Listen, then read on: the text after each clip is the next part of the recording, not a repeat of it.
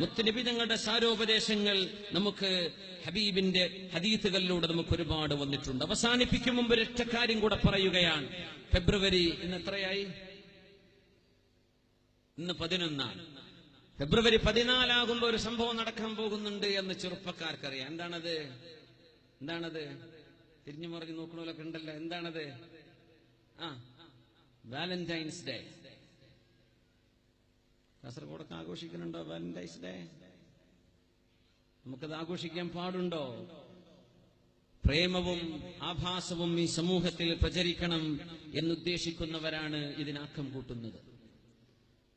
സമയം അവസാനിച്ചതുകൊണ്ട്, അതും സമയം ലേറ്റായി ഓടിക്കൊണ്ടിരിക്കുകയാണ്. 3 മണിക്കൂർ കൊണ്ട് കോഴിക്കോട് എയർപോർട്ടിൽ എത്തേണ്ട ഒരു അവസ്ഥയിലാണ് ഇപ്പോൾ ഉള്ളത്. 12 മണി കഴിഞ്ഞ് 3 മിനിറ്റായി.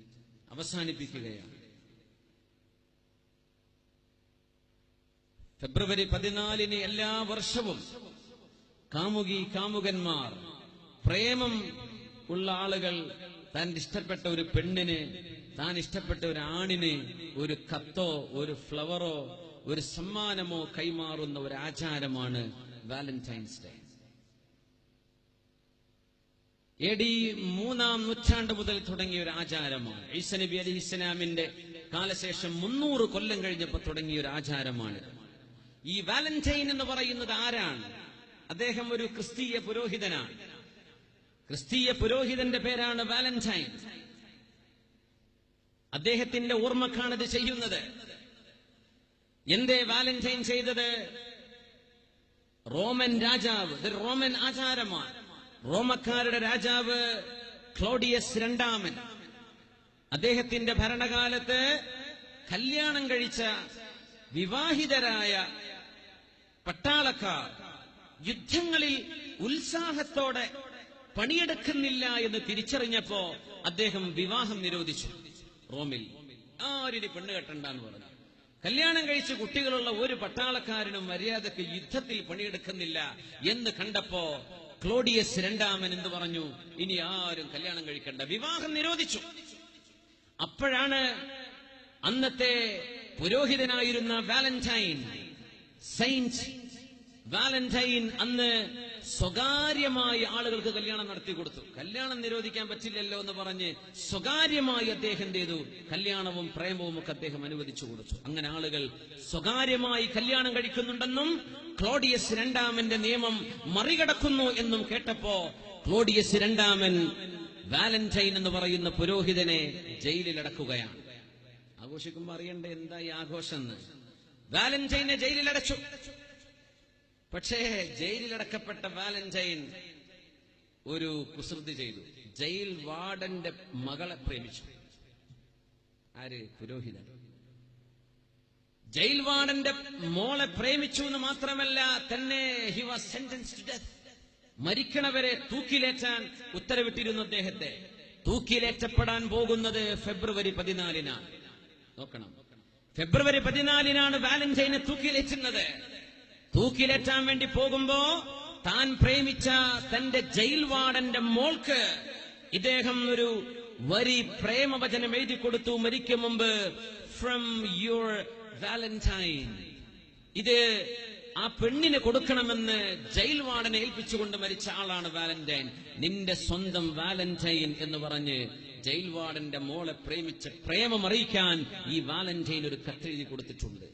ഇതാണ് പ്രേമുള്ളവർ തന്റെ കമിതാവിന്, തന്റെ സ്നേഹിതക്ക് കത്തോ പ്രണയവാക്കുകളോ സമ്മാനമോ കൊടുത്ത് വാലന്റൈൻ ഡേ ആഘോഷിക്കുന്നത്. ഇതൊരു ആചാരമായി പിന്നീട് വരികയാണ്. റോമൻ ഫെസ്റ്റിവലാണിത്. റോമക്കാരുടെ ഒരു ആചാരവും സംസ്കാരവുമാണിത്. അങ്ങനെ റോമക്കാരിതിനെ വിളിച്ചത് ലുപ്പർക്കാലിയ എന്നാണ്. ലുപ്പർക്കാലിയ എന്ന് പറയുന്ന ഒരു ഫെസ്റ്റിവലായി മാറുകയാണിത്. ഒരുപാട് ആൺകുട്ടികളും പെൺകുട്ടികളും അന്ന് എന്ത് ചെയ്യുന്നറിയോ? ആൺകുട്ടികളുടെ ഒരു ബോക്സ്, ഒരു പെട്ടി വെക്കും. ആ പെട്ടിയിൽ കുറെ ആൺകുട്ടികൾ സ്വന്തം പേരെഴുതിയിടും.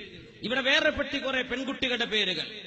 അങ്ങനെ ഈ ലുപ്പർക്കാലിയ എന്ന് പറയുന്ന ഫെബ്രുവരി 14-ന് റോമക്കാർ ആഘോഷിക്കുന്ന ഈ ആഘോഷത്തിൽ ഒരു ആൺകുട്ടിയുടെ പേര് പെട്ടിയിൽ നിന്നെടുക്കും, മറ്റേ പെട്ടിയിൽ നിന്നൊരു പെൺകുട്ടിയുടെ പേരും, ഇവ രണ്ടുപേരെയും കല്യാണം കഴിപ്പിക്കും.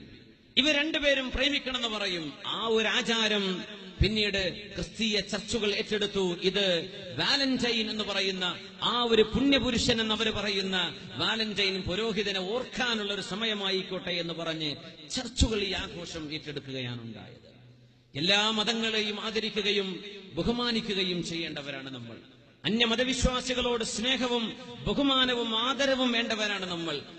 ഒരു അന്യമതവിശ്വാസിയുടെയും ആരാധ്യ വസ്തുവിനെയോ ബിംബത്തെയോ ക്ഷേത്രത്തെയോ അവരുടെ സെനഗോഗുകളെയോ ചർച്ചിനെയോ ആക്ഷേപിക്കുകയോ കുറ്റം പറയുകയോ ചെയ്യരുതെന്ന് മാത്രമല്ല, വളരെ ആദരവോടെ അല്ലെങ്കിൽ നമ്മൾ പരസ്പര ബഹുമാനത്തോടെ മനുഷ്യരെ ബഹുമാനിക്കുന്ന കണക്കില് സർവ്വമതങ്ങളെയും ആദരിക്കുകയും ബഹുമാനിക്കുകയും ചെയ്യുന്നത് ഇസ്ലാമിന്റെ സംസ്കാരവുമാണ്. പക്ഷേ ആചാരങ്ങൾ, മുസ്ലിമേതര ആചാരങ്ങൾ നമ്മൾ ആചരിക്കുമ്പോ അറിയണം, മൻ തശബ്ബഹ ബിഖൗമിൻ ഫഹുവ മിൻഹും.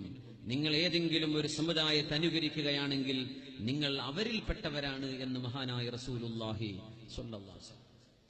അതുകൊണ്ട് ഇതിന്റെ സത്യാവസ്ഥ എന്താണ് എന്ന് ഇസ്ലാം നെഞ്ചിലേറ്റ് നടക്കുന്ന അള്ളാഹുവിലേക്ക് അടുക്കണമെന്നും അവനിഷ്ടമില്ലാത്തതിലേക്ക് ചെയ്യരുത് എന്നും ആഗ്രഹമുള്ള ആളുകളിലേക്ക് ഈ ആശയം ഞാൻ കൈമാറുകയാണ്. അള്ളാഹു സത്യമാർഗത്തിൽ ജീവിച്ചു മരിക്കാനുള്ള തൗഫീഖ് നമുക്കൊക്കെ അല്ലാഹു നൽകട്ടെ. സല്ലു അലൻ നബി മുഹമ്മദിൻ വആലി. അല്ലാഹുമ്മ സല്ലി അലാ സയ്യിദിനാ മുഹമ്മദിൻ വഅലാ ആലി സയ്യിദിനാ മുഹമ്മദിൻ വബാരിക് വസല്ലിം അലൈഹി. അല്ലാഹുമ്മ സല്ലി അലാ سيدنا محمد وعلى آل سيدنا محمد وبارك وسلم عليه.